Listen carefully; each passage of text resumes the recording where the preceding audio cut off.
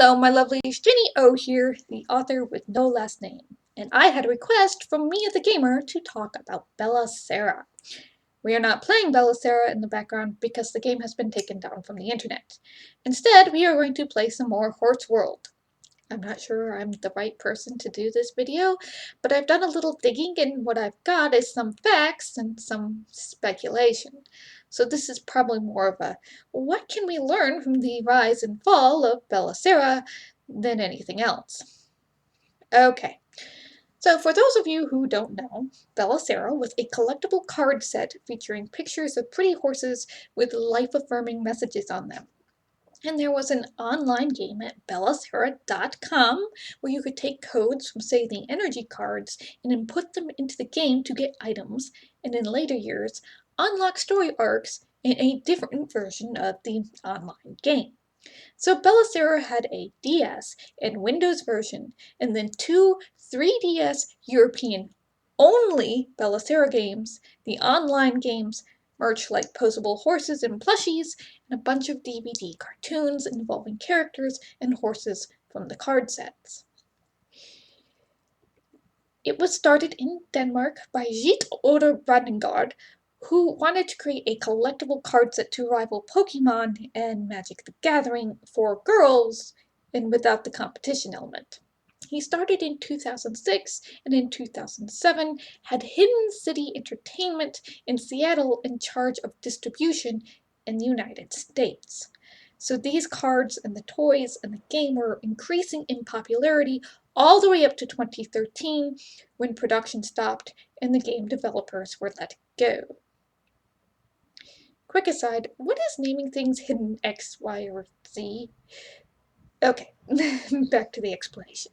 Yes, nothing had happened for Bella Sara on the website since 2013 until the game was taken down in 2020 and replaced with a Card of the Day collectible children's app that is free and without any in-game purchases. The card sets had anywhere from 64 to 129 cards each and were being sold in 22 different markets, including Mexico, Australia, and South Africa. So what went wrong? Because the only stuff I can find online about Bella Sara now is at the Bella Sara wiki and on the rather incomplete playthroughs from 2014 and 2015 which were after the online game was no longer in development and the cards had stopped coming out.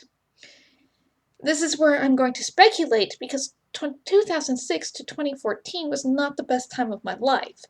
I remember seeing these things and was like, oh, these are pretty. But I wasn't in a place where I was collecting anything other than way too many action movie DVDs and books. The era of urban fantasy and I was binging. Previously to 2012, 2013, just as Bella Sara was shutting down basically and ending all production, this was the era just before social media exploded for young teens in the form of Instagram and Tumblr and Twitter, and eventually TikTok. If you were doing something for young people, especially children, you didn't have the internet set up the way it is now for there to be this viral type of marketing to push a product forward.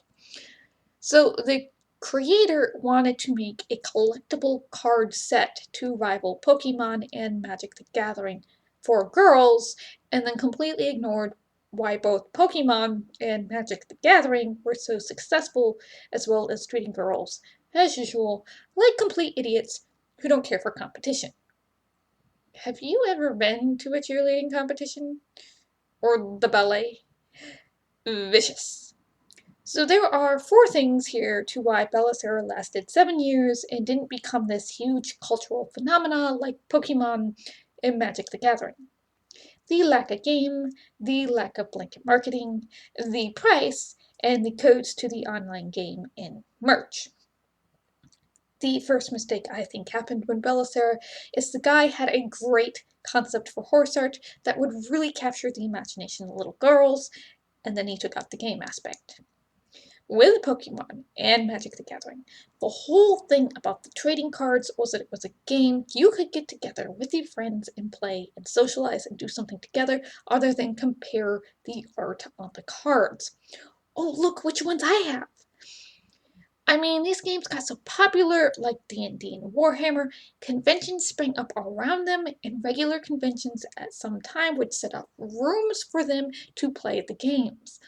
By cutting out the game, you cut out this whole section of social awareness and spread. There are people who simply enjoy collecting cards. Baseball cards come to mind.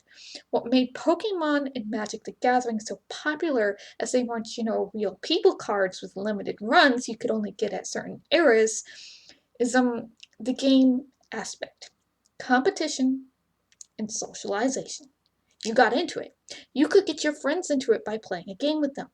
They bought cards. Fun things to do with your friends that it didn't involve television or the internet and made your parents happy. Maybe if Belisara cards were real life racehorse cards, it would have been different. Kentucky Derby winners, Triple Crown winners, stuff like that. Affirming messages are nice. They don't really encourage socialization outside of, hey, do you have a Pegasus you're willing to trade for this unicorn? So, no game. And the huge reason Pokemon became as huge as it did was Pokemon. When it came to the West from the East, it had enough force behind it they could do blanket marketing. Now, blanket marketing is you had your Game Boy, oh my god, so old, or DS or 3DS Pokemon game to play. You could have that on your person at all times. Then you could buy these collectible trading game cards, which had the same rules as the video game pretty much. It'd be dumb if they changed the rules up. So you could play the video game and play the card game, and there wasn't a huge leap here.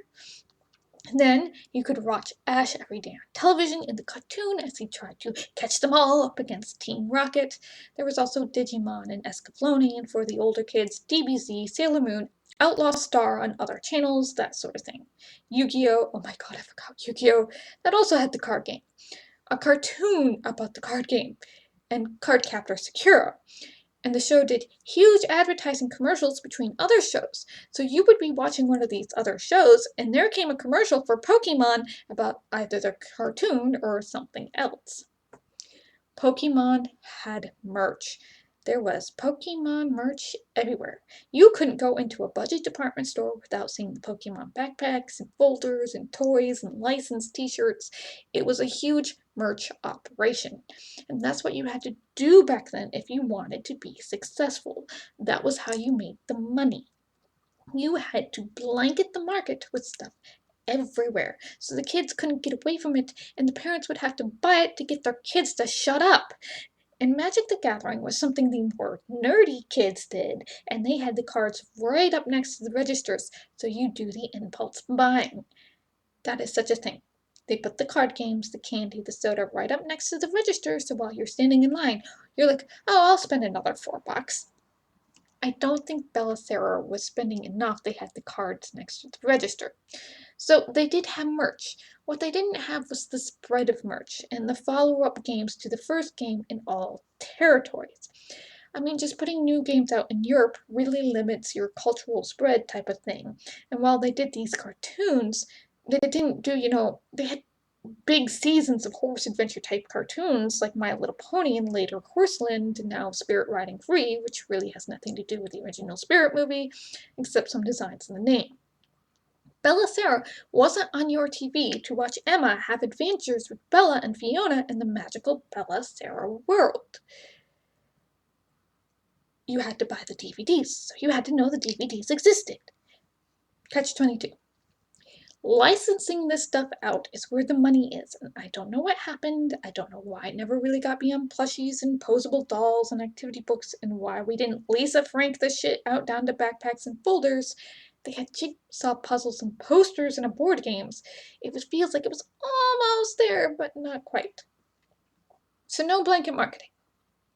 Then there was the prices for these cards. Someone in my Discord was like, it was $5 for 10 cards in a pack. Which if you're a kid, $5 is a lot of money to be spending on collectible cards when there's nothing else attached to them but putting them into folios and looking at them. Which you could buy and license Belisara merch.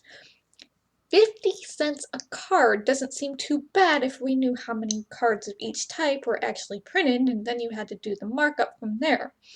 I have a feeling, though, that markup, because they had the printing centers and such in the States, was really high. So there comes a point where the cards aren't going to sell, and you have to rely on the other merch, which, if you can buy a jigsaw puzzle for the same price as of a pack of cards, and your parent is like one or the other, I know which one my parent would pick, the jigsaw puzzle or the board game. I'm also not sure how accessible these cards were. Like, this was the time period in my life I wasn't going to department stores like Walmart or Target a lot. Bookstores, yes, because oddly enough I could find the TV shows, DVDs I wanted better at bookstores than Walmart, but Walmart and Target, not so much. I mean, I was ordering close to magazines, for God's sakes, because I knew they'd fit. But what I've been told, generally, is even in the USA, these cards were not easy to find. Now, you can buy whole sets, I guess for like $50 on Amazon. But back when these cards were coming out, not only were they expensive, they just weren't easy to find, or they probably didn't keep a lot of them in stock, even at, say, comic stores, if they were at comic stores at all. I mean, it's one of those, if you don't put them in budget department stores and toy stores and comic stores in front of kids where they go and next to the registers, the stores aren't going to stock a lot of them because they aren't selling no matter how popular they are among the kids.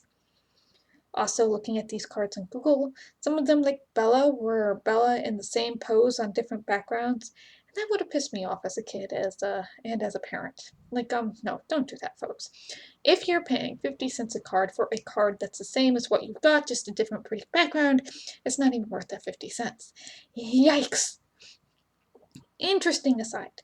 The artists who did the cards were freelancers who, according to one article I read, I think on the wiki, they were given the concepts for the horse, what it should look like in the pose. It wasn't, very free reign at all in what they were doing, which is very typical in my understanding in these card games and tarot type of art commissions. And I don't know how much royalties they got if they say their art was turned into a jigsaw puzzle. To me, that sounds like it'd be a nightmare to keep track of if they didn't turn the rights over to the company, which they probably did. So they were probably paid a set standard rate for the art of the card. So, too high prices. Lastly, there were the codes in the cards that were to be inputted into the online game for things. And later in 2010 or 2011, they started using the codes to unlock story quests. This seems like a last-ditch type of effort to get kids to buy the cards. Of course, this is the internet, and kids are smart enough to set up websites where you could find lists of these codes from the cards to input onto the game, so you didn't have to buy the cards and could still play the online game to the full extent. Smart chillins. But if you're a kid who isn't internet savvy, or your parents actually know how to use parental controls, you aren't going to be able to find these codes and you aren't going to play the game very long because, well, there's nothing to do. The worst thing you can do is to start mixing your revenue streams like this, in my opinion. Notice, Pokemon has never really done this. You don't buy cards to get codes for the Pokemon digital games. It's just not how it works. If you don't play the online game, the codes and the cards are useless because they don't do anything game-wise in the card decks. And if you do play the online game and can't get the codes from the cards, then you're going to get bored and upset as you keep coming across these code-style payrolls in your game. I never recommend putting limited codes for online games, especially into merchandise. It is a tactic that companies use to try and increase the sale of the merch that I have never actually seen work given the way the internet works. Even if you try to make them one-time codes, players will hack the system of how the codes are created and just go to town on it. So the last card set came out in October 2012, and in 2013, the company shut down, leaving the games up on the site with no developers or maintenance until 2020. This, to me, means the server space and bandwidth of users it took up was minimal. It was created in Flash. It was definitely minimal. Now they have a $3 Card of the Day app with 55 cards, one movie in the music, and the life-affirming messages for your 5-year-old. And I quote, "There supposedly is no in-game purchases." To sum up, what can we learn here? Well, treat your girls like they're smart and they enjoy playing actual games. A horse-themed Magic the Gathering or similar honestly sounds really cool to me. Less affirmations, more competition, because the only way you're going to get conventions of people playing your game is to make it an actual game. Just saying. This goes for role-playing game books as well. Make sure you know it has dice and rules and conflicts and stuff. It always seems weird to me we get Belisara, the Guardian Herd, and Warrior Cats, and then there's never the game and the morning cartoon to go with it. If you want this big cultural phenomena, you have to, even in this age of the internet, have a broad enough category of things kids actually want, like cartoons and merch and video games and school supplies, to actually justify being a cultural phenomena. Licensing is the big money. Plan for licensing. Price things appropriately for your target market and keep your codes out of your merchandise if you have an online game. It's a cute tactic, and it never works. There are enough people who will buy the merch who won't care about your game, and there are people who aren't going to buy merch because they want to be able to buy the stuff and play the story in game without having to buy 101 plushies. If you want them to pay for more story, make it DLC and make it cheap. Make it long enough it's worth their while. Even Webkins, the entire product line and game based around this code-based mentality, had issues with the codes, and even they went to premium memberships and even ads before pulling physical merchandise entirely, and now only 3 or 4 plushie pets are available at select stores in 21 states out of 50. But don't worry, kids, there's Amazon. Look, I'd go with Amazon. Those stores are tiny and out of the way. Everything else is digital. Digital for digital stuff, real world stuff for real world stuff. It is one of those marketing things we don't like, but we have to learn. Don't try to cross codes on physical merchandise to get things in a digital world. And don't zone lock your video games if you make more. That is honestly what baffles me the most about this whole thing, is they ended up making more games for the 3DS, and they were only in Europe, so it couldn't capitalize on growing popularity of Belisara by having this game in your pocket or backpack or whatever in the US. Belisara was onto something. It really feels like it was a couple steps away from being the next big thing among girls, and with a few tweaks in the proper licensing, could have done it if it had held out long enough and just hit that proper time. That's what I think happened. Maybe you guys know more. I'd love to hear it. 2006 to 2013-ish is a very weird time where the internet and the way products moved was in this transition period when Instagram was bought up by Facebook in 2012 and things really started moving. So, thanks for listening. I hope this made sense or explained something you might not have known. Those developers and the company shutting down US operations in 2013, for instance. Take care of yourselves. Bless. Stay safe. And as always, I'll see you in the next video.